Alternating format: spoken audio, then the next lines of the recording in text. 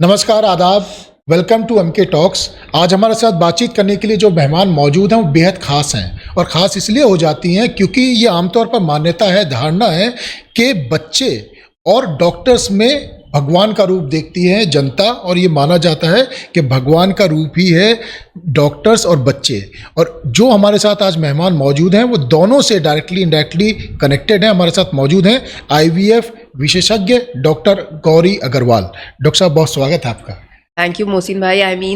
भगवान तो नहीं बन सकते हैं, बट डेफिनेटली कोशिश करते हैं कि जिनको ज़रूरत है उनकी पूरी मदद करने की कोशिश करते हैं। लेकिन लोग, और ये मान्यता है कि डॉक्टर्स को भगवान के रूप में देखते हैं कि भाई जब कहीं पर दुआओं के बाद ज़रूरत पड़ती है तो डॉक्टर्स की ज़रूरत पड़ती है, दवाओं की ज़रूरत पड़ती है, और दवा तो वही खाएगा ना व्यक्ति जो डॉक्टर्स बताएगा। बिल्कुल। तो हमारे पास वही पेशेंट्स आते हैं जिनको बहुत साल हो जाते हैं, बच्चा नहीं होता है, या जिनको कोई तकलीफ है और उस कारण उनको बच्चा नहीं हो रहा है। तो ये सवाल अब सिलसिलेवार तरीके से लेंगे, क्योंकि जब बात आईवीएफ की होती है, जब बात बच्चों की होती है, तो इससे बहुत सारे इमोशंस भी जुड़े होते हैं। बिल्कुल। और इसे लेकर महिलाओं के बीच में भी बहुत सारी बातें होती हैं, पुरुषों को भी अलग नज़रिए से देखा जाता है जब एक लंबे अंतराल तक बच्चे नहीं होते हैं किसी कपल को। तो तमाम सवालों पर हम बात करेंगे, कोशिश करेंगे बिंदुवार तरीके से तमाम आम लोगों के जवाब उन तक आपके ज़रिए पहुँचें। सबसे पहले यही बताइए कि आईवीएफ ये है क्या? मोहसिन, देखो, आईवीएफ ना बहुत नामों से जाना जाता है। कुछ लोग कहते हैं ट्यूब में बच्चा, कुछ लोग कहते हैं टेस्ट ट्यूब बेबी, कुछ कहते हैं आईवीएफ, कुछ कहते हैं ट्यूब में बच्चा रुका दो। आईवीएफ कुछ नहीं है, एक सिंपल प्रोसेस है। लोग इससे ना डरें। इसमें कुछ नहीं करते, हम 10 दिन के हार्मोनल इंजेक्शंस वाइफ को लगाते हैं। 10 दिन के बाद जब ओवरीज में अंडे प्रिपेयर हो जाते हैं तो हम एक सुई डाल के अल्ट्रासाउंड द्वारा वो अंडे बाहर एस्पिरेट कर लेते हैं, एक्यूपंक्चर की तरह। हस्बैंड का स्पर्म लेते हैं, इन एग्स को हस्बैंड के स्पर्म से मिलाते हैं। और आईवीएफ में क्या होता है, एक ग्लास टेस्ट होती है, उसमें एग्स और स्पर्म्स डाल देते हैं और वो अपने आप मिलते हैं। आईवीएफ का एक थोड़ा सा हायर वर्जन होता है ICSI, ICSI, जिसमें क्या करते हैं, एक बड़ी सी मशीन होती है, उसमें एक सुई पे अंडा लेते हैं, एक सुई पे स्पर्म लेते हैं और दोनों को एम्ब्रियोलॉजिस्ट मिलाता है। ऐसे हम बहुत सारे एम्ब्रियो यानी बच्चे डेवलप कर लेते हैं। तो आईवीएफ और ICSI में यही फ़र्क है बस। जब ये बच्चे डेवलप हो जाते हैं एम्ब्रियोज, तो इनको 5 दिन इंक्यूबेटर में रख के बड़ा करके वाइफ के यूट्रस के अंदर हम ट्रांसफ़र कर देते हैं। ये एक सिंपल प्रोसेस है, डे केयर प्रोसेस है, कोई ऐसी मेजर कोई कॉम्प्लिकेशंस नहीं होती हैं, पूरी तरह सेफ है। अगर राइट हैंड्स में राइट डोज से इंजेक्शंस लगे, डॉक्टर आपका अच्छा है, एनेस्थेटिस्ट आपको ठीक से डोज दे रहा है, आपको कोई तकलीफ नहीं। सरोगेसी और आईवीएफ अलग अलग है या एक है? इसे लेकर भी बड़ा लोगों के बीच में कंफ्यूजन है। बिल्कुल। सरोगेसी में क्या होता है कि जो हम आईवीएफ में एम्ब्रियोज बनाते हैं यानी बेबीज बनाते हैं, वो हम डायरेक्ट उसी वाइफ यानी वुमेन में नहीं डालते हैं, हम एक थर्ड लेडी रेडी करते हैं। जो आपका बेबी यानी एम्ब्रियोस हम उसमें डालते हैं और वो आपका बेबी लेकर 9 महीना चलती है। ये सरोगेट मदर का इस बेबी में कुछ भी नहीं आता है। So she is only like a carrier. वो सिर्फ अपनी जो गोद है उसको किराए पे देती है। सरोगेसी में ये होता है जी। अच्छा, ये भी बड़ा लोगों के बीच में चर्चा रहता है कि भाई सरोगेसी का तो आपने बता दिया कि मदर का कोई रोल होता नहीं है, उसे अलग तरीके से होता है। आईवीएफ को लेकर भी ये होता है कि माँ बाप के जो जीन्स हैं वो एक्चुअल में उस बच्चे के अंदर जाएंगे या नहीं जाएंगे। अगर मैं लेमैन की भाषा में बोलूँ कि माँ बाप के फीचर्स उस बच्चे में आएंगे नहीं आएंगे, ये कैसे श्योर होता है? मोहसिन, ये बहुत इंपॉर्टेंट क्वेश्चन है, बिकॉज हर पेशेंट सबसे पहले आके यही पूछता है, मैडम मैं डीएनए मैच करूंगा आफ्टर डिलीवरी। ये बहुत इंपॉर्टेंट बात है। ऑब्सेशन जो है वो जीन्स को आगे बढ़ाने का। बिल्कुल। और सबको ये लगता है हमारे जैसा ही बच्चा हो। उसमें ये होता है कि अगर हमने एग और स्पर्म हस्बैंड और वाइफ का ही लिया है तो भाई बच्चा तो देखो माँ बाप जैसा ही दिखेगा, क्योंकि उन्हीं के जीन्स हैं। लेकिन अगर किसी कारण हमें ऐसा लगता है कि वाइफ के एग्स नहीं बन रहे हैं या हस्बैंड का स्पर्म नहीं है और वो हमें कंसेंट देते हैं कि आप बाहर से दूसरे का अंडा या दूसरे का स्पर्म ले सकते हो, तो फिर हम दोनों चीजें मिला के वो डालते हैं।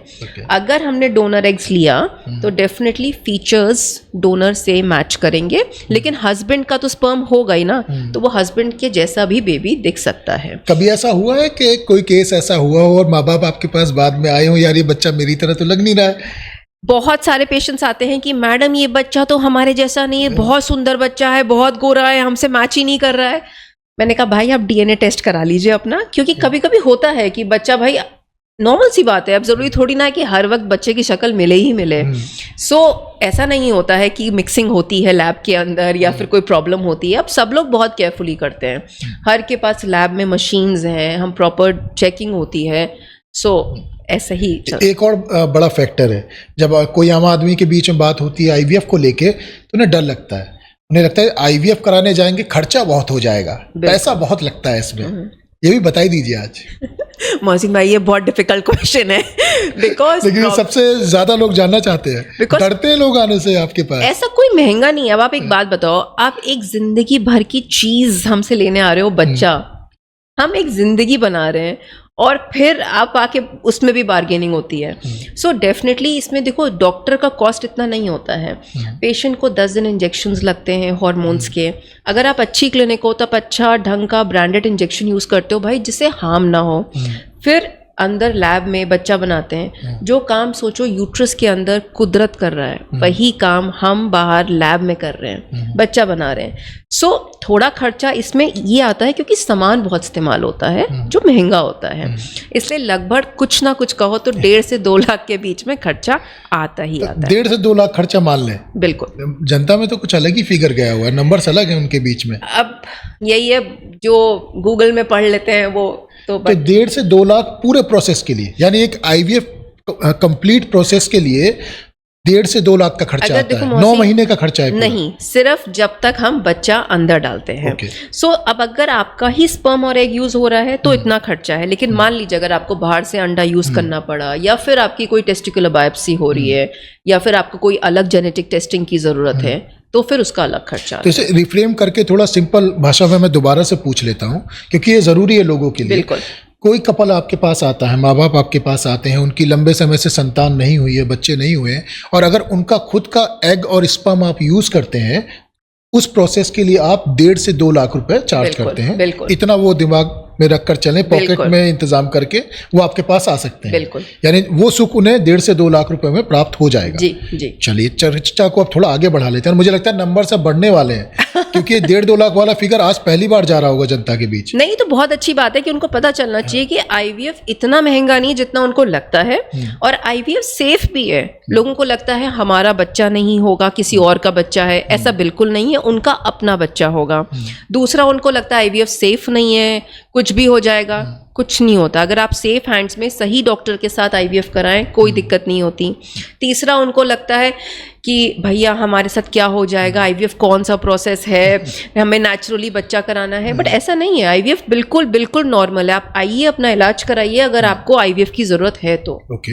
ये भी होता है, सुनने में आता है कि आईवीएफ टेक्नोलॉजी से मन चाहे बच्चे पैदा हो जाते हैं। मन चाहे से मेरा मतलब है कि किसी को गोरा बच्चा चाहिए, किसी को थोड़ी हाइट अच्छी चाहिए। फिल्मों में हम देखते हैं कि भाई जॉन इब्राहिम की तरह होना चाहिए। कुछ इस तरह की चीजें भी होती हैं कि सच्चाई है इन तथ्यों में? मोहसिन, आपके कितने बच्चे हैं? मैं तो अभी मैं खुद ही बच्चा हूँ। ओह तो फिर आपको स्पर्म फ्रीजिंग करा लेनी चाहिए। पक्का?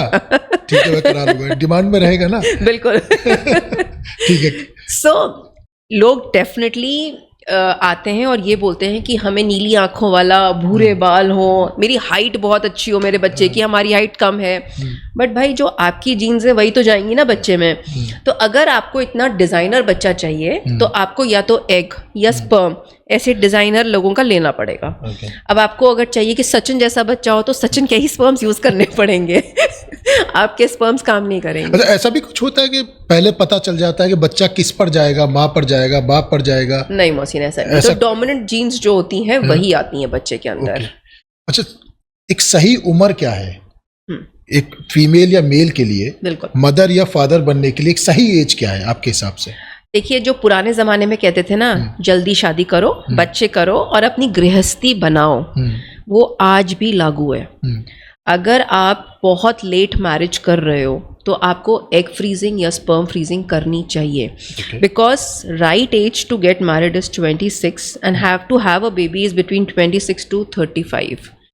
अगर आपने बहुत लेट करना है तो आप शादी कर चुके हो तो आप एटलीस्ट अपने एम्ब्रियो फ्रीजिंग करा लो, अपनी एग फ्रीजिंग करा लो या स्पर्म फ्रीजिंग करा लो, ताकि आप बाद में ये एग्स निकलवा के अपने अंदर डलवा सकते हो। आजकल हम ये बॉलीवुड में और एंटरटेनमेंट के जो फील्ड है ना, इसमें हम देखते हैं, सुनते हैं, मीडिया में भी आता है, वो इंटरव्यूज में भी बोलते हैं कि मैंने एग फ्रीजिंग करा ली है, मैंने स्पर्म फ्रीजिंग करा लिया। ये क्या होता है? ये सिर्फ बॉलीवुड नहीं है, ये इवन आप जितने भी टियर 1 सिटीज हैं, इतने सारे लोग आ रहे हैं जो प्रोफेशनल्स हैं, काम कर रहे हैं, जितनी वुमेन है उनका करियर अहेड है, वो मुझे यही आके बोलते हैं, मैडम आप इंजेक्शंस लगा दो हमें 10 दिन के, हमारे एग्स निकाल के फ्रीज कर लो, हम अभी बेबी नहीं कर सकते, हमारा करियर एट स्टेक है। तो मैं स्ट्रेट एक सवाल ले लेता हूँ, इसे सीधे सीधे पूछ लेता हूँ, ये एग फ्रीजिंग, स्पर्म फ्रीजिंग, ये क्या है?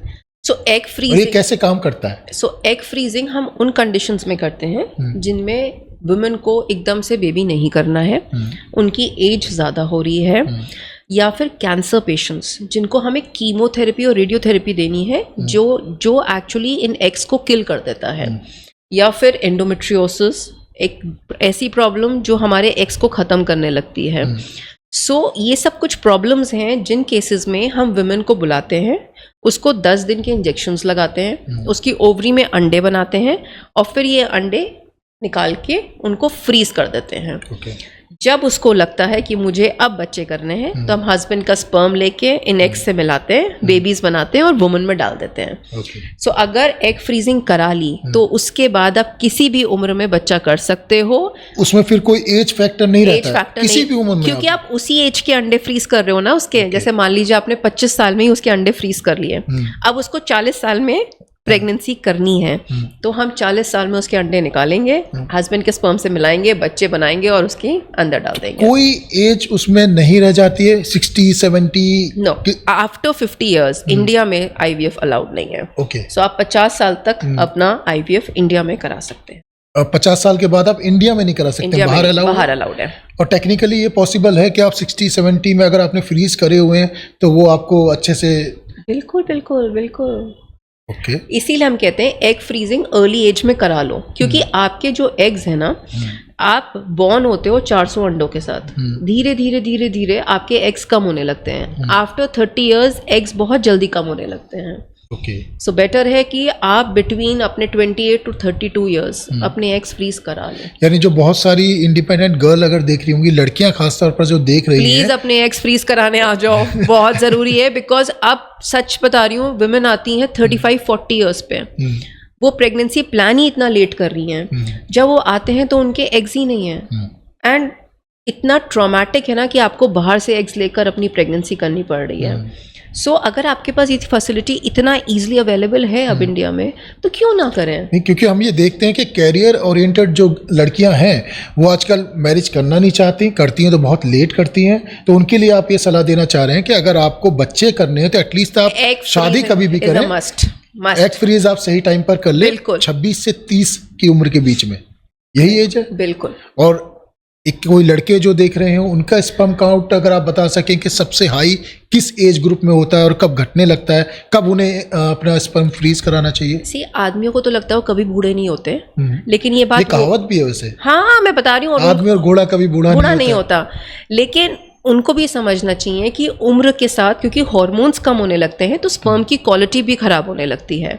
सो बेटर है कि अगर वो भी अपनी प्रेगनेंसी वो लोग प्लान लेट कर रहे हैं तो वो जब भी उन्हें लगता है 30 से 35 उम्र के बीच में अपने स्पर्म्स फ्रीज करा लें। एंड कैंसर पेशेंट्स के लिए ये स्पेशली एक खुल के ओपिनियन है, जब भी आप कीमोथेरेपी या रेडियोथेरेपी के लिए जाएं उससे पहले अपने स्पर्म्स या एग्स फ्रीज करा लें। इतने पेशेंट्स आ रहे हैं हमारे पास कैंसर के जो कीमो और रेडियो के बाद आ रहे हैं, जिनके स्पर्म्स अब बचे ही नहीं हैं। लेकिन जो स्पर्म काउंट घट रहा है लोगों के अंदर, आदमियों के अंदर, लड़कों के अंदर, इसके कोई आपको खास कारण नजर आते हैं? क्योंकि हमने ये देखा है अक्सर कि बड़ी उम्र में भी आदमियों के तो बच्चे हो जाते हैं, उसके बहुत सारे उदाहरण मौजूद हैं, और बिना आईवीएफ के, बिना स्पर्म फ्रीज के। तो पुराने ज़माने में तो ये सब कुछ ठीक चल रहा था, जब आते आते जो नया ज़माना शुरू हो गया है वहाँ ये दिक्कतें नई उम्र में भी आने लगी हैं लड़कों को। इसके पीछे आपको कोई बेसिक कारण नज़र आता है? सो मोहसिन देखो, स्पर्म काउंट कम होने के ना बहुत रीजंस हैं, एंड आज की अगर मेरी ओपीडी देख लो 50% पेशेंट वो बैठा होगा जिसका स्पर्म काउंट बहुत कम है या स्पर्म काउंट 0 है। अब इसके रीजंस क्या होते हैं? सबसे पहले जेनेटिक कॉज, बहुत सारे आजकल जेनेटिक इन्फेक्शंस हो गए हैं। सेकंड चीज़ है इन्फेक्शंस, आपको बचपन में मम्स हो गया है या आपके टेस्टिकल्स में इन्फेक्शन हो गए हैं। थर्ड चीज़ है हार्मोनल इम्बैलेंस, आपके हार्मोन्स डिसरेगुलेटेड हैं तो आपका स्पर्म नहीं बनता। फोर्थ चीज़ है बहुत सारे प्रॉब्लम्स, आजकल डायबिटीज़, हाइपरटेंशन, किसको नहीं है? स्ट्रेस फैक्टर इतना बड़ा कॉज है स्ट्रेस स्पर्म काउंट कम करने का। आप देखो अभी आजकल हम लोग क्या करते हैं, लैपटॉप यहाँ रखा है, आप फ़ोन कहाँ रखोगे? अपनी पॉकेट में रखोगे? इतनी सारी वाइब्रेशंस निकलती हैं, वो क्या करते हैं? लैपटॉप और मोबाइल अगर हम ब्लूटूथ ओके मेजर कॉज, क्योंकि वाइब्रेशंस कॉज करता है, आपके टेस्टिकल्स पैक्ट करता है, आपका स्पर्म काउंट कम करता है। इतना पोल्यूशन है, आप कुछ भी सही नहीं खा रहे हो, एंड ये सब factors can actually lead to low sperm. चलिए, पोल्यूशन को तो हम कंट्रोल नहीं कर सकते और बहुत सारी चीज़ें आपने बोली वो अपने कंट्रोल में नहीं होती है, लेकिन मोबाइल और लैपटॉप अगर आप अपने पॉकेट में रख रहे हैं तो वो भी बहुत नुकसान देता है। बहुत ज़्यादा। अगर आप अपने लैपटॉप तो यहीं पे रख के, कितने कॉर्पोरेट्स हैं सब लैपटॉप यहीं रख के काम कर रहे हैं, फ़ोन आपकी यहाँ की पॉकेट में रहता है। सो ये कितना ज़रूरी है कि आप सबसे पहले इन चीज़ों से भी बचें। अल्कोहल प्रेगनेंसी को लेकर कितना बड़ा फैक्टर है? अल्कोहल और स्मोकिंग दोनों मेन एंड वुमेन बहुत बड़ा फैक्टर है, and I think smoking is worst. आपको अल्कोहल तब भी चलता है कि आपने हफ्ते में एक बार पी ली, आपने हफ्ते में 2 बार पी ली लिमिट में, लेकिन अगर आप स्मोक कर रहे हो सिगरेट्स, वो सबसे बड़ा फैक्टर है आपके स्पर्म और एग की क्वालिटी को कम करने के लिए। मेरे पास इतने कपल हैं अब आजकल, specially in metro cities, women आती हैं, हम स्मोक कर रहे हैं, हमें स्ट्रेस है, हम कॉर्पोरेट्स में काम कर रहे हैं, या मैन आते हैं कि विमेन बोलता रही हैं मैम ये 10-10 सिगरेट पीता है बाहर निकल के। आई मीन आप रोको। सो अब आप देखो ना, जब हम उनका स्पर्म काउंट लेते हैं कितना स्पर्म कम होता है, और उनको समझाओ भाई नहीं स्मोक करना, मैडम इतना स्ट्रेस है, हम कैसे बंद कर दें स्मोकिंग करना? बहुत कॉमन है, बहुत कॉमन हो गया है, बहुत कॉमन हो गया है, एंड स्पेशली वो क्या बोलते हैं वाइपर, क्या क्या आजकल वो वेपर, वो स्मोक कर रहे हैं। मैंने कहा भाई ये सब बंद करो, अदरवाइज तो आप लोग को प्रेगनेंसी करना ही बहुत मुश्किल है। एंड प्लस स्मोकिंग से एक और फैक्टर है, अगर मैंने एग्स और स्पर्म जो बंदा इतना स्मोक कर रहा है उसका लिया, तो बेबी में कहीं ना कहीं जेनेटिक इश्यूज भी तो होंगे ना। आपकी एग क्वालिटी ठीक नहीं है, आपकी स्पर्म क्वालिटी ठीक नहीं है। अभी मुझे सिर्फ आईवीएफ नहीं करना है, मुझे एक हेल्दी बेबी भी करना है। अब पेशेंट्स आते हैं कि मैम आईवीएफ कर दो, 80,000 में कर दो, 70,000 में कर दो। भाई एक बात बताओ, आप यहाँ आलू चावल चीनी थोड़ी ना खरीदने आए हो, आप यहाँ पे एक बच्चा करने आए हो जिसको आपको जिंदगी भर पालना है और एक हेल्दी बच्चा पालना है। अब आईवीएफ का मतलब सिर्फ ये नहीं रह गया है कि आपने एग निकाला, स्पर्म निकाला, दोनों को मिलाया और डाल दिया। हम जो ये एम्ब्रियोज बेबीज बनाते हैं, इनकी जेनेटिक टेस्टिंग भी करते हैं, जिसको PGTA बोलते हैं, यानी कि pre implantation genetic testing for embryos. जो बेबी जेनेटिकली हेल्दी आता है वही बेबी हम मदर में या वाइफ में ट्रांसफर करते हैं। आप एक बात बताइए ना, इतने सारे कपल्स हैं जिनको आजकल थैलेसीमिया है, सिकल सेल है, कितने बच्चे डाउन सिंड्रोम्स के साथ हैं, हम क्यों करें ये? जब टेक्नोलॉजी अवेलेबल है तो हम क्यों नहीं जेनेटिक टेस्टिंग करके ही एम्ब्रियो अंदर डालें? इतने सारे पेशेंट्स आते हैं जिनके 2 IVF फेल्ड हैं, 2 बार अबॉर्शंस हो गए हैं, उनको क्यों हम बाहर का अंडा और स्पर्म दें? IVF भी फेल हो जाता है, उसके भी चांसेस होते हैं। बिल्कुल, IVF का success rate in best hands with genetic testing is 75%। 75। लेकिन अगर आप पेशेंट की कंडीशन पे भी डिपेंड करता है, पेशेंट का यूट्रस कैसा है, उसके एग्स कैसे हैं, उसका स्पर्म कैसा है, बहुत सारी चीज़ें हैं।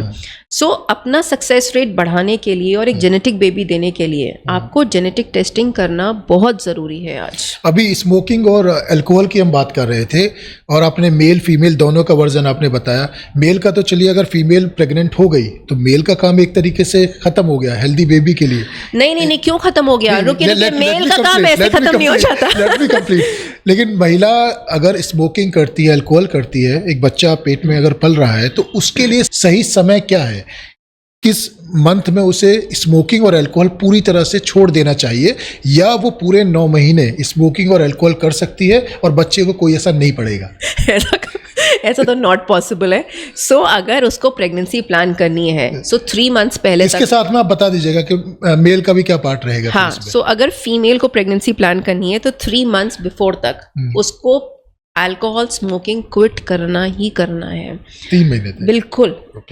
एंड अगर प्रेगनेंसी हो जाती है विद स्मोकिंग एंड अल्कोहल, आपको तुरंत छोड़ना है। एंड ड्यूरिंग प्रेगनेंसी हम कुछ टेस्टिंग करते हैं 11 to 12 वीक्स के बीच में, जिसको NIPT एंड ड्यूल मार्कर बोलते हैं, और एक फीटल नकल ट्रांसल्यूसेंसी अल्ट्रासाउंड। किसी को भी कोई भी क्वेश्चंस हो इसमें, वो मुझे वापस आपको मतलब क्वेश्चंस पूछ सकते हैं। लेकिन अगर किसी की प्रेगनेंसी के दौरान अगर प्रेगनेंसी हो जाती है और वो स्टिल स्मोकिंग कर रहे हैं, उन्हें तुरंत छोड़ना है। और ड्यूरिंग प्रेगनेंसी कुछ टेस्टिंग ज़रूरी है। मेल्स को प्लीज़ अपनी वाइफ को भी तो सपोर्ट करना है। Passive smoking is very bad. आप एक रूम में बैठे हो, आपकी वाइफ प्रेग्नेंट है, आप स्मोक कर रहे हो, आपको लग रहा है आपकी वाइफ नहीं कर रही है, लेकिन आप तो कर रहे हो। सो जो वो स्मोक अंदर लेती है वाइफ, वो ज़्यादा हार्मफुल है दैन एक्टिव स्मोकिंग।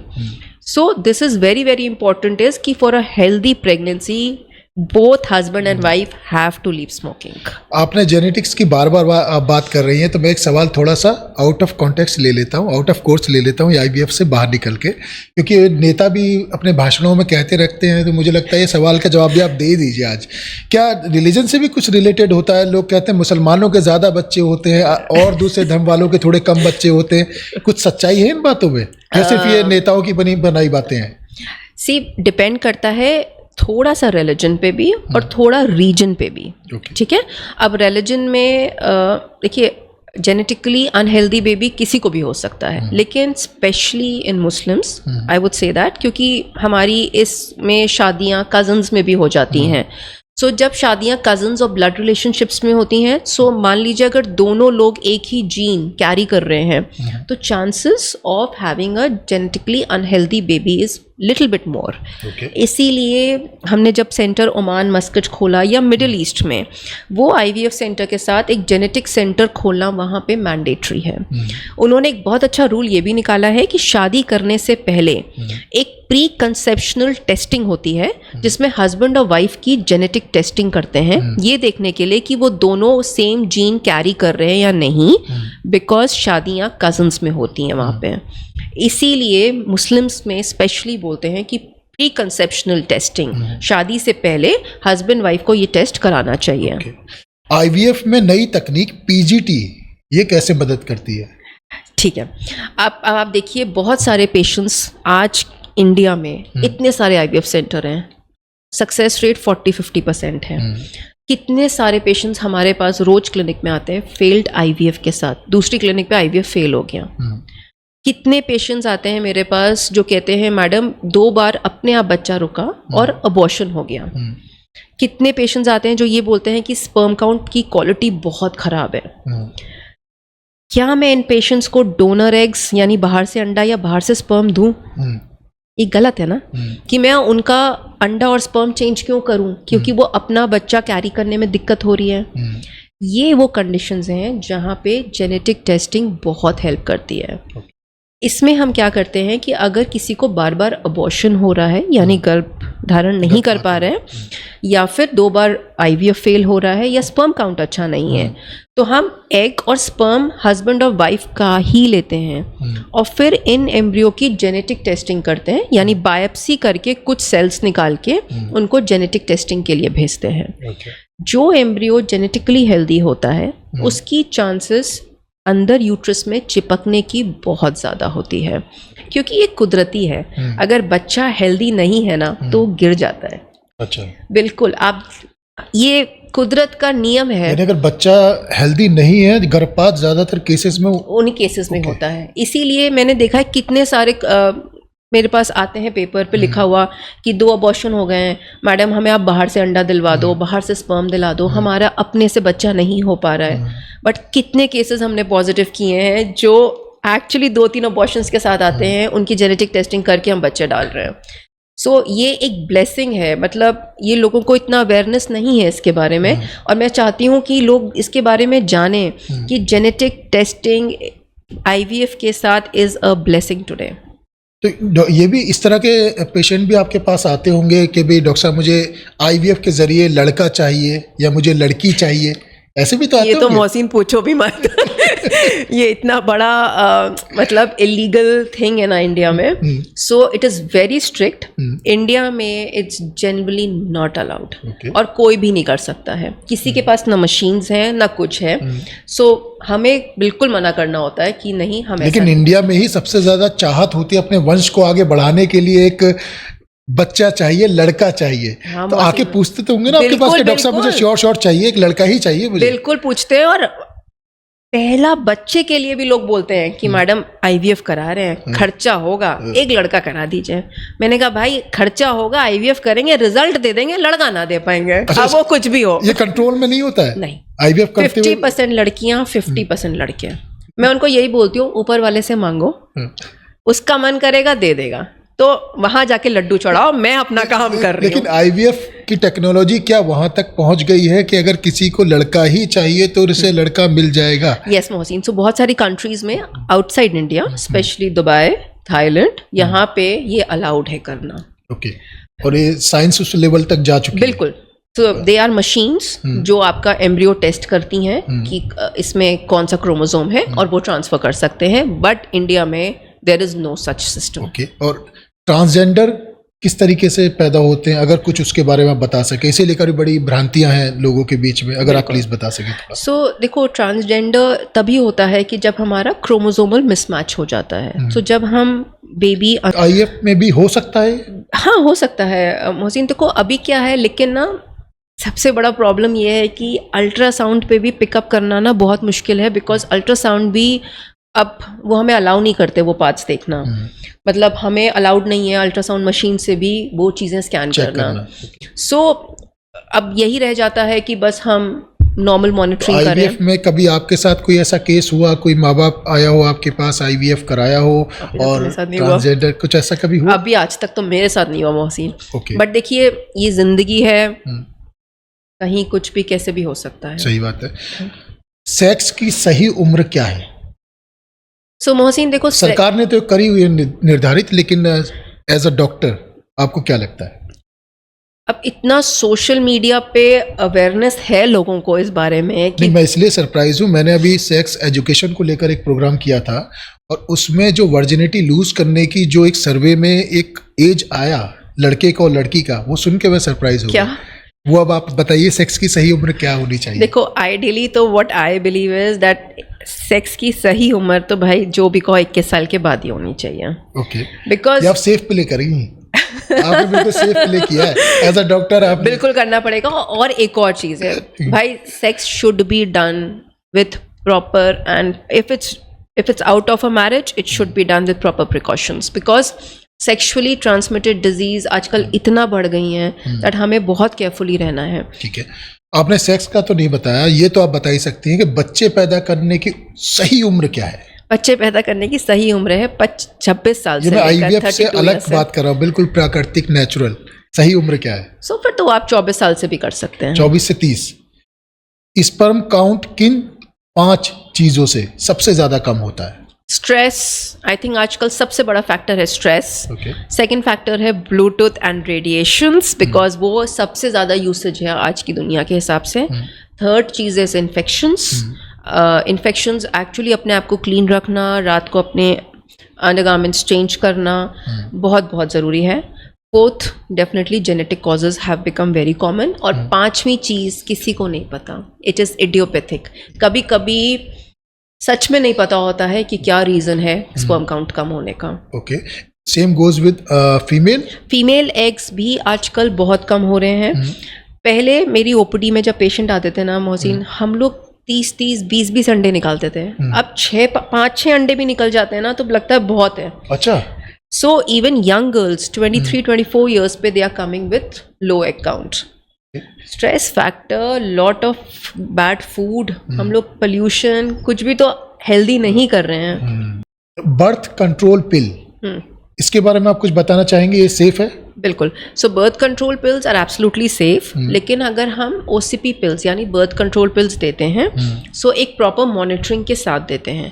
पेशेंट की बहुत सारी कंडीशंस रूल आउट करनी चाहिए, जैसे पेशेंट को कोई लिवर डिजीज ना हो, माइग्रेन ना हो, कोई हेडेक्स ना हो रहे हो उसको पहले। So there are certain conditions जो हम रूल आउट करते हैं OCP पिल्स देने से पहले, but they are absolutely safe. थोड़े से उनके साइड इफेक्ट्स होते हैं कि आपको वॉमिटिंग लगता है, आपको डिप्रेशन लगता है। So if you are safe and if you can use a condom, that is much better than taking these OCP। लेकिन बर्थ कंट्रोल पिल भी आजकल अलग अलग तरह की आ रही है। कोई आ रही है कि आप 72 आवर्स में खा सकते हो, कोई आ रहा है कि आप 1 महीने में ले सकते हो, एक कोई आ रही है, तो ये भी आ रही है कि 3 महीने तक आप यूज कर सकते हो। साइंस आ गई है, टेक्नोलॉजी है, अभी तो सिंगल टैबलेट पे भी आने वाला है। तो ये सारी सेफ है या कोई पर्टिकुलर सेफ है? 72 आवर्स वाली होती है, but the best is using a 21 days of OCP pill. 21 days, okay. और महिला को जो अबॉर्शन कराती हैं वो कराना चाहिए किसी भी सिचुएशन में? वो सेफ होता है? आगे की प्रेगनेंसी जब उसने करनी होती है उसमें कोई फर्क पड़ता है या नहीं पड़ता है? इसके बारे में कुछ बता सकते हैं? देखो, अबॉर्शन करने के ना बहुत सारे तरीके हैं। सबसे पहले लोग यूज करते हैं इमरजेंसी कॉन्ट्रासेप्शन, यानी कि अगर उनको लगता है कि उन्होंने अनप्लान्ड प्रेगनेंसी के लिए इंटरकोर्स किया है, सो वो एक MTP पिल लेते हैं, which should not be used lot of times, but it is safe to use those pills because अगर ये प्रेगनेंसी आगे बढ़ जाती है तो और आपको पता नहीं चलता है तो आपको कभी कभी DNC यानी सफाई करानी पड़ती है, विच इज़ मोर हार्मफुल। तो बेटर है आप MTP पिल ले लो। सेकेंड थिंग इज, कभी कभी लेस देन 7 वीक्स की जब प्रेगनेंसी होती है तो हम कुछ टैबलेट्स यूज करते हैं which can be used. Third thing is, एक बार हमें कभी कभी अगर 7 वीक्स से ऊपर हो जाए तो हमें क्लीनिंग करनी पड़ती है, यानी कि हमें सफाई करानी पड़ती है। ये सफाई भी बहुत ढंग से होनी चाहिए और एक सेफ प्लेस पे होनी चाहिए जहाँ पे इन्फेक्शन ना हो।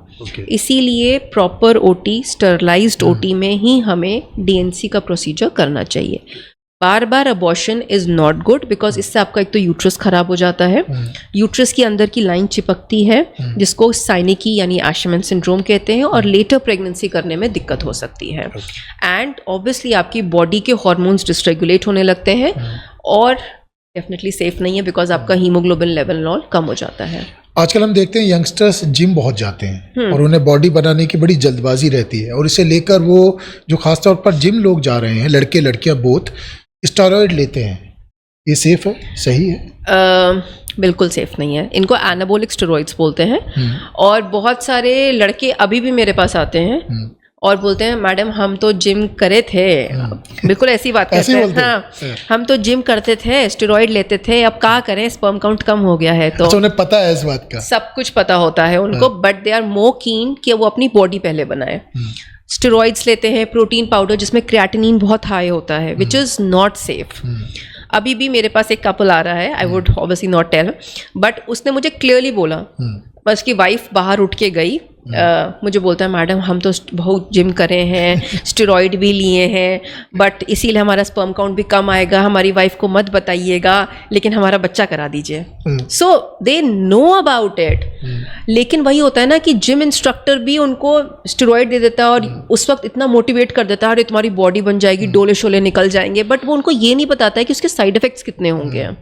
तो जो यंगस्टर्स देख रहे हो, आप साफ साफ कह रही हैं स्टेरॉइड नहीं लें। बिल्कुल मत लीजिए, आप नेचुरली तरीके से अपनी बॉडी बनाइए, आपकी बॉडी में टेस्टोस्टेरोन है, आप वर्कआउट करिए। बिल्कुल। ओके, आपने आज तक कितने केसेस करे होंगे, कुछ नंबर्स याद है IVF के? सो लगभग अभी we are 30 centres across international, so we have done 15,000 pregnancies. कोई एक केस जो आपको सबसे ज्यादा याद हो कि ये केस मेरा यादगार केस था? मेरे बहुत केसेस है यादगार के, लेकिन मैं रीसेंट आपको एक केस बताना चाहती हूँ जो सच में दिल को छूने वाला केस है। मेरे पास एक कपल आया हरिद्वार से, उनको 2 साल ही हुए थे शादी को, बट उनको ना नेचुरल प्रेगनेंसी नहीं हो रही थी। सो मुझे हस्बैंड और वाइफ ने बोला कि दिल्ली वाले सेंटर पे कि मैम आप मेरा IVF कर दो, मुझे जल्दी से बच्चा करना है, बिकॉज मेरे पास टाइम नहीं है मैं रोज़ रोज़ आऊँ। मैंने उनको समझाया आप नेचुरल करो, बोलते नहीं मैडम आप कर दो IVF हमारा। मैंने कहा ठीक है, मैंने उनके ब्लड टेस्ट करे। मेरे क्लिनिक पे एक नॉर्म है कि हम ना स्पर्म फ्रीजिंग कर लेते हैं पहले, ताकि हस्बैंड को ना बाद में कभी देने में दिक्कत हो जाए तो प्रॉब्लम ना हो। हमने स्पर्म फ्रीज करके रख लिया। अब ये कपल को मेरी टीम ने कॉल किया 1 महीने बाद, वो बोले नहीं अभी हम बिजी, हम आएंगे। ये कपल आता है मेरे पास 3 महीने बाद and he tells me ma'am मेरा लिवर फेल हो गया है। और मेरे को अभी सर्जरी करानी पड़ेगी, तो आप एक काम करो, आप मेरी वाइफ के जल्दी से एग्स निकाल के ना मेरा प्रोसेस स्टार्ट कर दो। मैंने कहा भाई तुम्हारा लिवर फेल्ड है, कैसे होगा ये मैनेज? बोलता आप बस प्लीज़ ये करो। मैंने उसकी वाइफ के एग्स निकाले, उसका स्पर्म था ही हमारे पास, हमने एम्ब्रियो फ्रीज करके रख लिए, मतलब बेबीज़ बना के फ्रीज करके रख लिए। इस लड़के की हेल्थ डेटोरिएट हो जाती है और ये एडमिट हो जाता है हॉस्पिटल में। हमें कुछ नहीं पता ये सब। उसकी वाइफ उसको लिवर देती है उसको बचाने के लिए, और सोचिए उसका टाइपिंग HLA टाइपिंग सब मैच्ड हो गया है। वाइफ ने अपना लिवर दिया बट हस्बैंड एक्सपायर्ड। अब ये वाइफ विद द फैमिली मेरे पास आते हैं 3 महीने बाद, एंड मतलब ऑब्वियसली एकदम young girl, she is 27 years old. मतलब मुझे समझ में नहीं आ रहा था मैं करूं क्या। अब उसके पेरेंट्स बस मुझे यही बोल रहे थे ये मेरा एक लौता बेटा है, ये उसकी आखिरी निशानी है, आप प्लीज़ इसके बच्चे करा दीजिए। मतलब आप मेरी हालत सोचो, वो एक सिंगल वुमन मेरे सामने बैठी हुई है, उसने अभी अपना हस्बैंड खोया है 3 महीने पहले, और वो मुझे बोल रही है कि आप मेरे बच्चे डाल दो मेरे अंदर, मुझे प्रेगनेंसी करनी है बिकॉज मुझे अपने हस्बैंड का अंश अपने अंदर चाहिए। अब सुन रहे, मतलब इट्स सो ड्रामेटिक। और ये सीक्वेंस आप देखो जो हमारे साथ हुआ, हमने बहुत सोचा एज अ टीम हम करें ना करें, बट हमें लगा ठीक है, मतलब एक लौता बेटा एक तरफ उसका अपना अंश, हमने उसको डाला, उसकी ट्विन प्रेगनेंसी, ट्विंस। देन फिर वो सारा फॉलो अप चला। अब भी 2 महीने पहले की बात है, उसकी ट्विन गर्ल बेबी डिलीवर हुई है। और सबसे सुंदर बात, उन्होंने एक बार मुझे नहीं बोला हमारा लड़का नहीं हुआ, एक बार उन्होंने नहीं बोला। उन्होंने बोला मैडम आपने हमारी जिंदगी बना दी, 2 लड़कियां लेकर वो गए हैं, बट उन्होंने मुझे एक बार नहीं बोला कि हमारा, मतलब उनको बस ये है कि हमारा बेटा वापस आ गया। आज भी संसार में ऐसे लोग हैं जो सिर्फ लड़का लड़का नहीं कर रहे हैं। मतलब literally we all had tears. मतलब आपको तो मैं एक स्टोरी बता रही हूँ, और मैं तो I was going through it. It was very traumatic and young couple. And this is actually nice, huh? Interesting है। लेकिन this leads to me another सवाल IVF से रिलेटेड, और ये बड़ा चर्चा में रहा। सिद्धू मूसेवाला केस आपने सुना होगा, या बिल्कुल, हाँ। उनका मर्डर हुआ है, वो एक अलग स्टोरी है। लेकिन मेरा सवाल ये है कि सिद्धू मूसेवाला के माँ बाप की स्टोरी आपको पता है? हाँ, मतलब माँ बाप ने, तो सिद्धू मूसेवाला के माँ बाप ने वो किस तरीके से किया, कुछ जानकारी है आपको? कैसे हुआ होगा इस उम्र में, क्योंकि वो तो एज के अगले ही पड़ाव पर दोनों थे। सो आइडियली देखिए IVF में अबव 50 ईयर्स, ये कंट्रोवर्सी में गया इसीलिए क्योंकि IVF अबव 50 ईयर्स अलाउड नहीं है इंडिया में। सो बेसिकली इसीलिए वो केस इतना चर्चा में है कि सिद्धू मूसेवाला के माँ बाप का केस क्या है असल में। सो उन्होंने बेसिकली एम्ब्रियो डलवाया अपने अंदर, अच्छा, और वही बेबी डिलीवर होगा। कैसे? सो एम्ब्रियो बनवाया होगा, उन्होंने एग लिए होंगे बाहर से। अब वो स्पर्म सिद्धू मूसेवाला का था या किसका था, फिर वो उन्होंने बेबी बनवा के उनकी मदर ने अपने अंदर डलवाया और फिर वो डिलीवरी। IVF आने के बाद लोगों की सोच कितनी बदली है, क्योंकि आप तो लंबे समय से प्रैक्टिस कर रहे हैं, आपको पहले वाली प्रैक्टिस और लोगों की सोच भी पता होगी। और IVF जैसे जैसे लोगों के बीच में पॉपुलर होता जा रहा है, लोग जानने लगे हैं और ज़्यादा लोग आपके पास आने लगे होंगे, आपको लगता है कि आज से 5 साल पहले क्या सोच थी लोगों की जब नया नया इंट्रोड्यूस हुआ था, और आज की IVF ना पहले लोगों को सच में नहीं पता था, अब काफ़ी लोगों को पता है। और अब ना लोग डायरेक्ट आते हैं, हमें IVF कराना है, हमें पता है, और उनको पता है कि IVF में क्या होगा। लेकिन स्टिल अभी भी जो Tier 3 Tier 4 सिटीज़ हैं, वहाँ पे अभी भी लोगों को नहीं पता है कि नेचुरल प्रेगनेंसी भी कैसे करनी है। मतलब अभी भी एक जब हमारे कैंपेन्स लगते हैं तो लोग 2-2 साल हो गए शादी को, उनको ये भी नहीं पता है कि नेचुरल इंटरकोर्स कैसे करते हैं। इतनी भी लैक ऑफ अवेयरनेस है वो Tier 3 Tier 4 सिटीज़ में। ऐसे कई सारे मिथ हैं जो IVF को लेकर जनता के बीच में है। मैं एक एक करके 2-3 आपसे पूछ लेता हूं, मुझे लगता है ये भी आज लोगों के बीच में साफ हो ही जाए। एक ये भ्रांति है कि IVF से जो बच्चे पैदा होते हैं उनमें जन्म दोष हो सकता है, अक्सर बिना वैज्ञानिक प्रमाण के ये फैलता है। So absolutely they are 5% chances कि जो बच्चा IVF के थ्रू पैदा होते हैं उनमें क्रोमोसोमल या जेनेटिक डिसऑर्डर्स हो सकते हैं, बिकॉज ये टेक्नोलॉजी कुछ ना कहिए इसमें एग और स्पर्म आर्टिफिशियली मिल रहे हैं। सो उसमें कुछ म्यूटेशंस हो सकते हैं एम्ब्रियो में, जिससे वो बेबी जेनेटिकली अनहेल्दी हो सकता है। इसीलिए मैंने आपको पहले कहा कि अब IVF जेनेटिक टेस्टिंग के साथ ही कराना चाहिए, जिसको PGTA टेस्टिंग कहते हैं। Okay, IVF method being painful and very dangerous. ये आप इतने ड्रामेटिक से पूछ रहे हैं। एक्चुअली मैं तो फिर भी कम ड्रामा करके पूछ रहा हूँ। अरे लोगों के बीच में जब अकेले में बात होती है, किस तरीके से बातें होती है वो बता नहीं सकते अब यहाँ पर क्या ऑन कैमरा। ऐसे सच में पेशेंट्स पूछते हैं, मैडम सेफ है ना, कुछ हो तो नहीं जाएगा ना मेरी वाइफ को? It's absolutely safe. बस मैं यही बात बोलती हूँ, कोई भी चीज़ अगर ढंग से की जाए, इंजेक्शंस ठीक से डोसेज में दिए जाएं, उसकी अल्ट्रासाउंड मॉनिटरिंग एग्स की ठीक से किए जाए, एग्स का प्रोसीजर स्किल्ड हैंड से निकाला जाए, एम्ब्रियो ठीक से बने और ट्रांसफर ठीक से हो, तो IVF कुछ भी प्रॉब्लमेटिक नहीं है। It's a day care thing. आपको एडमिशन तक नहीं करना होता, आना है और जाना है। ये भी कहा जाता है कि IVF कराने के बाद बहुत सारी बीमारियां हो जाती हैं। IVF कराने के बाद कोई बीमारी नहीं होती अगर आपने बहुत अच्छी दवाइयाँ इंजेक्शंस यूज़ किए हैं। So IVF will not lead to any complications. You just have to manage yourself. आपको थोड़ा तो अपना डाइट, अपना एक्सरसाइज, अपना योगा, अपना मेंटल स्ट्रेस ठीक रखना पड़ेगा हर चीज़ के लिए। ये भी कहा जाता है IVF कोई नेचुरल तरीका नहीं है, ये तो एक अलग ही तरीके से बच्चे पैदा कर देते हैं और जो बाद में बड़ी दिक्कतें करते हैं। IVF बिल्कुल नेचुरल है। आपने अपना ही एग लेना है, अपना ही स्पर्म है, बच्चे अपने आप जुड़ के बन रहे हैं, अपने आप बच्चे अंदर चिपक रहे हैं और अपने आप ग्रो हो रहे हैं 9 मंथ्स। आपका ही तो खून जा रहा है, आप ही तो नेचुरल प्रेगनेंसी की तरह 9 महीना कैरी कर रहे हो। ये भी कहा जाता है कि IVF प्रोसेस के दौरान बहुत ज्यादा आराम करना पड़ता है, आप काम नहीं कर सकते बहुत ज्यादा। IVF में बेबी डालने के बाद यानी एम्ब्रियो ट्रांसफर करने के बाद हम सिर्फ 20 मिनट का रेस्ट रिकमेंड करते हैं। अगर बेबी स्टिक होना है तो 20 मिनट में स्टिक हो जाएगा। आप नॉर्मल अपना सारा काम करिए, बट ओवर एक्सर्शन और स्ट्रेस नहीं लेना है। Rest all is normal.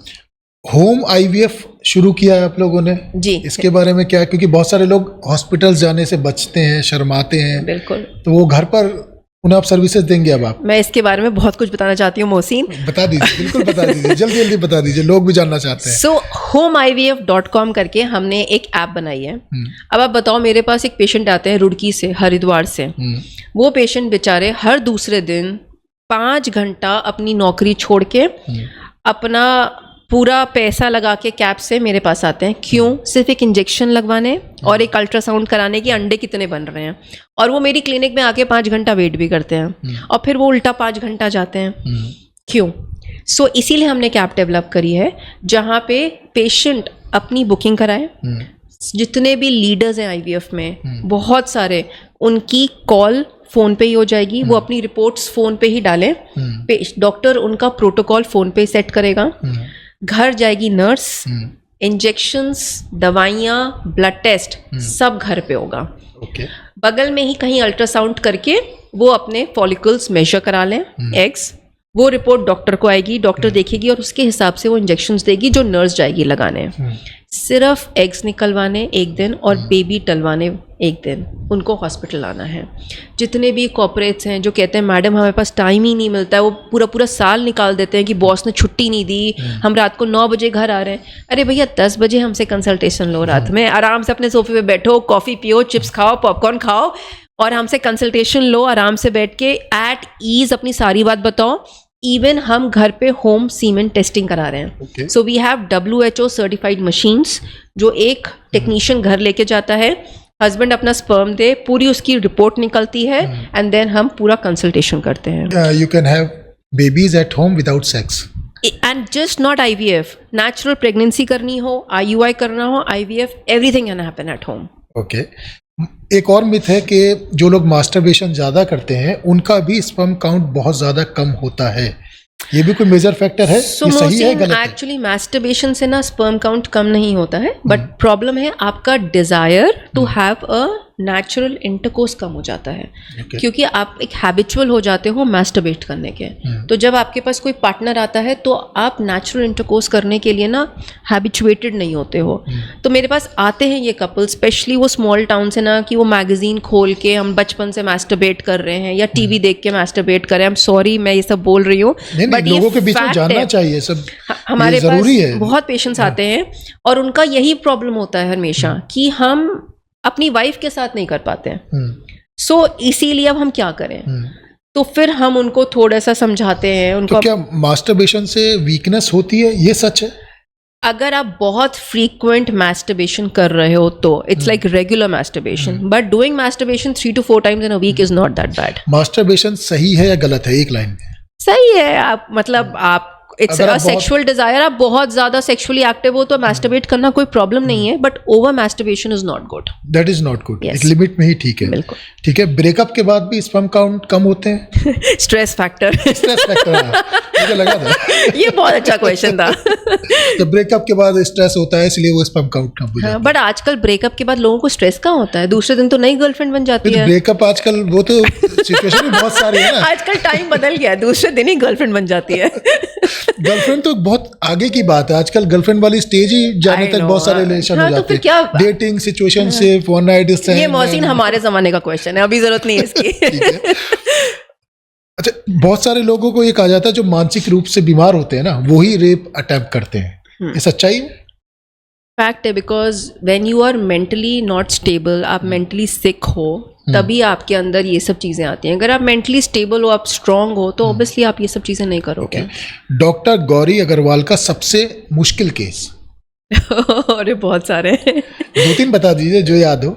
Doctor Gauri Agarwal का सबसे मुश्किल, सबसे पहला केस था मेरी अपनी own sister, I would say.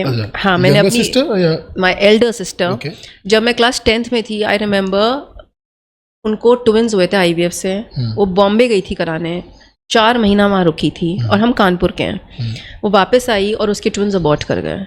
ऐसे 3 या 4 बार उसके IVF फेल हुए। मुझे ऐसा लगता था कि एक स्मॉल टाउन कानपुर में IVF फैसिलिटी नहीं है। फिर जब सोची, मैंने अपनी पूरी MBBS करा, सब किया, जब मैं IVF स्पेशलिस्ट बन गई हूँ तब मैंने उसका IVF किया। And I think that was a most challenging case for me, because वो मेरी अपनी सिस्टर थी और मैंने कैसे वो सब मैनेज किया। My second case was also very challenging. Just started my practice, एक दादरी से कपल आया, बिल्कुल फार्मर, बैठा, मैडम मैंने अपनी ना ज़मीन बेच के IVF करा रहा हूँ, बिल्कुल टाइप्स, और आप एकदम यंग डेज में होते हो। एंड एज लाइक भाई परेशान मत हो, जितना कर पाऊंगी सब करूंगी। सब मेहनत करी उसके साथ, सब कुछ किया, उसका बच्चा हो गया। 20 वीक्स पे पता चला उसके बच्चे को डाउन सिंड्रोम बेबी है, स्कैन पे। उस दिन मैंने ठानी कि मैं IVF बिना जेनेटिक टेस्टिंग के एल्डरली कपल में बिल्कुल नहीं करूंगी। बिकॉज आपको आज सिर्फ ये नहीं करना कि आपके पास काम IVF करना है तो IVF करना है। मेरा एक ज़िंदगी में उसूल है, जो करना है ना ठीक से करना है। अब देखो, बहुत सारी चीज़ें हम नहीं रोक सकते, ऑटिज़म हम नहीं रोक सकते, बहुत सारे और भी जेनेटिक बीमारियां हैं जो जेनेटिक्स वाले नहीं रिलेटेड है। लोगों को लगता है ऑटिस्टिक बच्चा हो गया वो जेनेटिक्स है, बट वो नहीं होता। लेकिन जो चीज़ें हम कंट्रोल कर सकते हैं वो तो करें। पेशेंट बहुत ट्रस्ट एंड होप से आता है। बिल्कुल। एंड देन मुझे उसको अबॉर्ट करना पड़ा, एंड मेरे पास उस वक्त जेनेटिक टेक्नोलॉजी नहीं थी। मैंने 6 महीना लग के पहले जेनेटिक लैब लगाया, उसके बाद आई सेड कि मैं अब काम करूंगी। आने वाले समय में IVF में डॉक्टर गौरी अग्रवाल और क्या बदलाव लाने वाली हैं? मैं बस यही चाहती हूँ कि हिंदुस्तान में सबसे इम्पॉर्टेंट चीज़ है कि जो भी IVF करें, हम जो भी जनरेशन ला रहे हैं ना, वो एक हेल्दी जनरेशन लाएं। और second thing is, I think with this home IVF app मैं IVF वहाँ पहुँचा पाऊँगी जहाँ पे फैसिलिटीज़ अवेलेबल नहीं है, लोगों का अवेयरनेस नहीं है। इस ऐप के द्वारा लोग एक्चुअली ये जान पाएंगे कि उनको प्रॉब्लम क्या है। क्योंकि सिर्फ ये इंपॉर्टेंट नहीं है कि पेशेंट आपकी क्लिनिक पे आए, इंपॉर्टेंट ये भी है आप अवेयरनेस तो फैलाओ। लोगों को सिर्फ IVF नहीं चाहिए, लोग नॉर्मल कंसेप्शन नहीं कर पाते हैं, इसलिए इतना डिले हो जाता है कि उनको IVF कराना पड़ता है। आजकल सोशल मीडिया का ज़माना है, डिजिटल का ज़माना है, लोग फ़ोन्स पर सारी चीज़ें देखते हैं, जानकारी भी जुटाते हैं। बिल्कुल। ये आपके हिसाब से सही है? क्योंकि हम देखते हैं बहुत सारी जगह गलत जानकारियाँ भी होती हैं और सोशल मीडिया के माध्यम से बड़ी भ्रांतियाँ भी फैली हुई हैं। इसीलिए तुमने, इसीलिए मैं बता रही हूँ, ये होम IVF हमने इसीलिए बनाया है क्योंकि पेशेंट्स हमारे पास आते हैं, कहते हैं गूगल पे मैडम, जैसा आपने पूछा, IVF सेफ है। मतलब आप ये देखो ना, to get the right information आप इस ऐप पे जाओ, आपको डॉक्टर मिलेगा भाई, आप डॉक्टर से सवाल करो डायरेक्टली, आपको गूगल क्यों पढ़ना है। सो इम्पॉर्टेंट है एक प्लेटफॉर्म जहाँ पे आपको सारी सुविधा उपलब्ध है। लेकिन आपको लगता है कि IVF जैसी ये सीरियस चीज रील्स में या शॉर्ट्स में जाना सोशल मीडिया पर, ये सही होता है? सही जानकारी पहुंच जाती सही है अगर राइट जन के थ्रू जा रही हो तो। ये कैसे आम आदमी कैसे पहचाने कि ये भी राइट जन के थ्रू जा रही है? अब मोहसिन टॉक करेगा तो राइट ही होगा ना। उनके टॉक्स पर तो राइट जाएगा, लेकिन आमतौर पर कैसे पता लगेगा कि बहुत सारी गलत गलत साइट्स भी बनी हुई है? बिल्कुल। सो आपको ना बहुत ज़्यादा देखना भी पड़ेगा कि आप बहुत ही रेप्यूटेड डॉक्टर्स या लिटरेचर्स या गूगल उस पे ही करें जाके। आपकी एक पोस्ट थी जिसमें आपने कहा कि नॉलेज शेयर्ड इज पावर मल्टीपल्ड। क्या सोशल मीडिया आपको नॉलेज शेयरिंग का जरिया मानती है या इससे ज़्यादा कुछ?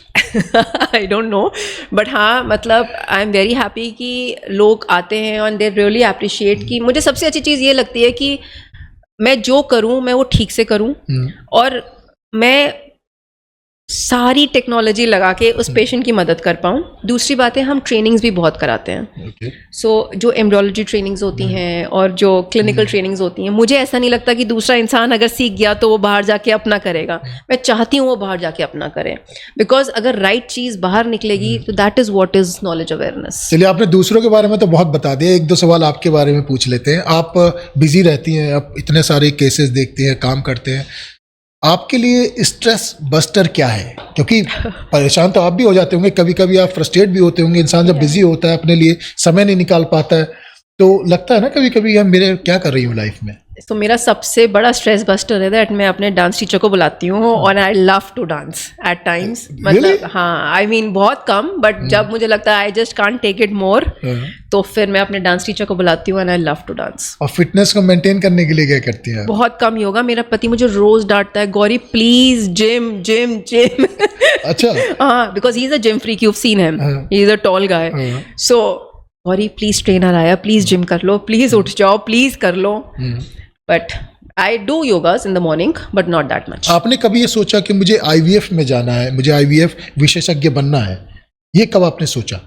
जब मेरी सिस्टर का IVF कंसेप्शन नहीं हो पाया था, जब मैं क्लास 10th में थी, तब मेरे डैड ने बोला था मैं अपनी बेटी को चाहता हूँ डॉक्टर बने और वो IVF स्पेशलिस्ट बने।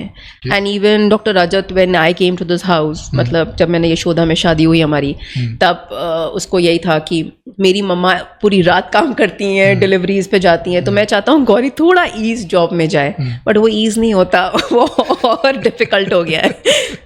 अच्छा, हम ये देखते हैं आमतौर पर सोसाइटी के अंदर, समाज के अंदर, जब किसी कपल को बच्चे नहीं हो रहे होते हैं तो ज़्यादातर महिलाओं को दोष दिया जाता है, उन्हें बांझ बोला जाता है। महिला आपके पास आती होंगी, भावनात्मक रूप से कई बार टूट जाती होंगी ना, तो किस तरीके से आपसे कनेक्ट करती हैं, कैसे आप उन्हें संभालती हैं, कुछ बता सकते हैं किस तरीके का उनका मेंटल? मैं मोहसिन आज की बात बता रही हूँ। आज एक पेशेंट आई थी मेरे पास, शी स्टार्टेड क्राइंग कि मैं सोसाइटी में रहती हूँ, बिकॉज नोएडा ये सब सोसाइटीज़ ही हैं। जब नीचे उतरती हूँ तो लोग मुझे देख के पता नहीं क्या क्या बातें करते हैं। यू नो, उसके हस्बैंड ने क्या बोला कि उनको ये बताया करो कि हम दोनों में प्रॉब्लम है। मतलब आज भी मैं तुम्हें बता रही हूँ, लोग हैं जो सपोर्ट करते हैं, और कुछ लोग तो ऐसे होते हैं कि हमें ना स्पर्म काउंट कराना है अपना, हमारा बिल्कुल ठीक है सब कुछ, आप मेरी बीवी का टेस्ट करिए पहले। सो सब तरीके के लोग हैं। कुछ लोग अपने आप को, अपनी वाइफ को सपोर्ट करते हैं, कुछ लोग डेफिनेटली कहते हैं कि हमारे अंदर प्रॉब्लम नहीं है, इसमें ही प्रॉब्लम होगी, आप देखिए क्या करना है। सीड्स ऑफ इनोसेंस ये क्या है? So seeds of innocence IVF centres मेरी ऑर्गेनाइजेशन का नाम है। अच्छा, मैं और मेरी टीम मिलकर हम लोग 30 सेंटर्स चलाते हैं इस वक्त। एंड हमने ये नाम इसलिए रखा था क्योंकि सीड्स यानी अंडे और स्पर्म, और इनोसेंस मतलब बेबी। सो हम वो इनोसेंट बेबीज करना चाहते हैं अक्रॉस।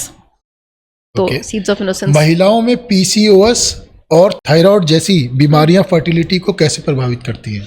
सो PCOS तो मोहसिन बहुत कॉमन हो गया। आई थिंक मेरे पास आजकल 17-18 साल की लड़कियां आ रही हैं, उनकी PCOS और थायराइड ये महिलाओं की प्रेगनेंसी में रुकावट है, परेशानी करती है कभी कभी।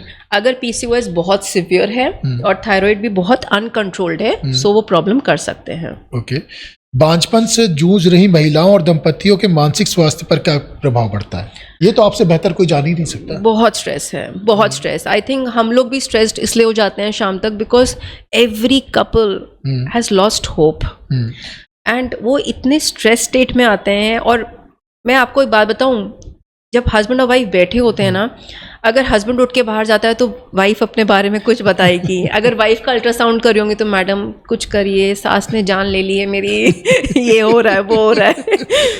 सो एवरीबडी, हर आदमी ना अपने बारे में कुछ ना कुछ बताना चाहता है। वाइफ उठ के वॉशरूम जाएगी तो हस्बैंड बताएगा, मैडम इसको मत बताइएगा मेरा स्पर्म काउंट नहीं है। सो हर आदमी का स्ट्रेस लेवल बहुत हाई है और हम लोगों को ना कोप अप करना पड़ता है दोनों के साथ और इवन फैमिली के साथ। ये बोलेंगे कि हमारी फैमिली आएगी, उनको मत बताइएगा। तो बहुत सारे सोसाइटल प्रेशर्स हैं, उनके अपने थॉट प्रोसेस हैं, हर कपल डिफरेंट है। सो मतलब आपको उनके साथ बैठ के उनका अपनापन के उनका ट्रीटमेंट करना पड़ता है। फर्टिलिटी क्षेत्र में भारत का दुनिया में कौन सा स्थान है, कोई आइडिया है? फर्टिलिटी क्षेत्र इंडिया से बड़ा कोई मार्केट ही नहीं है सर, सबसे ऊपर है भारत। भारतीय महिलाओं में स्वास्थ्य जांच की आदत कम क्यों है? आपको लगता है एजुकेशन की कमी है, अवेयरनेस की कमी है? एजुकेशन और कैसे बदला जा सकता है अवेयरनेस? क्योंकि हम ये अक्सर ये देखते हैं कि जब बहुत लंबा समय निकल जाता है उसके बाद महिलाएं इलाज के लिए सामने आती हैं या चेकअप के लिए सामने आती हैं, तो ये अवेयरनेस की कमी आपको लगता है? मोहसिन, बचपन से तो हमें ये सिखाया गया ना हर वुमेन को कि कॉम्प्रोमाइज करो, भाई को पढ़ने दो, तुम मत पढ़ो, तुम पीछे बैठो वो आगे बैठेगा। हर जगह यही सिखाया गया है। तो बचपन से या सबके साथ हम लोगों की भारतीय संस्कृति है कि हमेशा औरत को पीछे रखा गया है। सो औरत कभी भी अपने बारे में नहीं सोचती, वो पहले आगे वाले का सोचती है। सो इसीलिए वो शायद जनरेशन टू जनरेशन हमारे खून में है कि हम अपना ध्यान नहीं रखते। लेकिन अब जो जनरेशन आ रही है जहाँ पेरेंट्स अपनी लड़कियों को बोलते हैं भाई दबना नहीं है, कॉम्प्रोमाइज नहीं करना है। सो अब वी सी द डिफरेंस। लोग आते हैं, अपना self checkup, preventive health checkup कितना बढ़ रहा है आगे, बट इसको हमें और आगे लेके आके जाना है। क्वालिटी ऑफ सेल्फ केयर बहुत ज़रूरी है सबसे पहले। यंगस्टर्स देख रहे हैं इस वक्त आपको, बहुत सारे यंगस्टर्स से जब मैं बात कह रहा हूँ यंगस्टर्स, तो उसमें मेल और फीमेल दोनों आ रहे हैं। बिल्कुल। तो यंगस्टर्स को आप क्या कहना चाहेंगे कि वो अपने स्वास्थ्य को किस तरीके से बेहतर रखें ताकि उन्हें इन समस्याओं का सामना ना करना पड़े? सो सबसे पहले इंपॉर्टेंट चीज़ है सेफ सेक्स। हालांकि हो सकता है कि आप ये सलाह दे दें और वो मान लें तो आपके बिजनेस पर भी फर्क पड़ सकता है, IVF के लिए फिर उन्हें जरूरत ना पड़े, लेकिन फिर भी आप बेहतर सलाह दे दीजिए। But we should think of population at large. मैं यही बोलना चाहूँगी, सेफ सेक्स। जल्दी शादी भी कर लो, ऐसा नहीं होता है कि आप शादी करो लेकिन आप एग और स्पर्म फ्रीज करा लो, बेबीज आप बाद में कर लेना, which is very very important today. और एक अच्छा रिलेशनशिप मेंटेन रखो। मैं आज देखती हूँ कि सबसे ज़्यादा प्रॉब्लम लोगों को है क्यों? क्योंकि उनकी रिलेशनशिप में कंपैटिबिलिटी नहीं है। So relationship compatibility is a very important factor for fertility also today. Okay. और जो स्कूल कॉलेज में इस वक्त स्वास्थ्य जानकारी दी जाती है, हेल्थ एजुकेशन दी जाती है, आपके हिसाब से इनफ है या उसमें भी कुछ सुधार करना चाहिए? बिल्कुल सुधार करना चाहिए। उनको भी हमें, मुझे ऐसा लगता नहीं है कि अभी भी हम प्रॉपर एजुकेशन दे पा रहे हैं उनको। मतलब अभी भी सेक्स एजुकेशन देने में स्कूल्स में आई थिंक बहुत हिचक है। तो वो सब हमें निकल के प्रॉपरली उनको एजुकेट करना चाहिए। And I think good grooming, good relationship maintaining, ये सब भी सिखाना बहुत ज़रूरी है। आखिर में अगर आप डॉक्टर साहब कुछ कहना चाहते हैं, कुछ मैसेज देना चाहते हैं तो कह सकते हैं। मैं सिर्फ एक बात बोलना चाहती हूँ, अगर आपको लगता है कि आपको बच्चे नहीं हो पा रहे हैं, क्योंकि मैं एक IVF स्पेशलिस्ट हूँ और मैं ये चीज़ देखती हूँ, तो आपको ना एक IVF स्पेशलिस्ट को मिलना है। एक IVF स्पेशलिस्ट सिर्फ IVF नहीं करता, नेचुरल प्रेगनेंसी, IUI या IVF सबकी जानकारी देता है। सो आपको अपने एक IVF डॉक्टर से मिलना है, नॉट किसी लेडी डॉक्टर से, बिकॉज वो आपको फिर सही राय देगा। वरना पेशेंट इतना भटक के आता है ना हमारे पास कि हमें रियलाइज़ होता है कि फिर कुछ बचा ही नहीं है और फिर हमें अलग अलग स्टेप्स लेने पड़ते हैं। 50 से पहले पहुंच जाएं। हाँ, 50 से पहले नहीं, 35 से पहले पहुंच जाए।